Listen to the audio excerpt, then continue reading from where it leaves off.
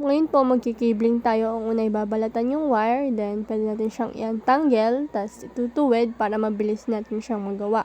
Pagkatapos matuwid ang wire, pwede natin siyang i-assign sa kung anong type ng wire ang gagawin natin. So, ang una ko pong ginawa ay straight through. So, parehas lang naman yung magkabilang dulo, parehas lang sila ng pattern. Pagtingin natin ay pantay na yung wire, pwede natin ipasok ito sa ating RJ45.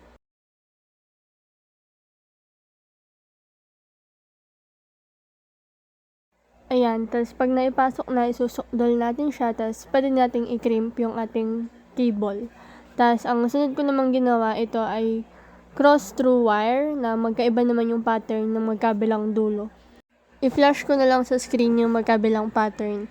Tapos after nyan, pwede natin ipasok sa RJ45 at pagtapos na, itetest na natin ito. At pwede nang isaksak sa ating router na gagamitin para sa susunod na IP addressing.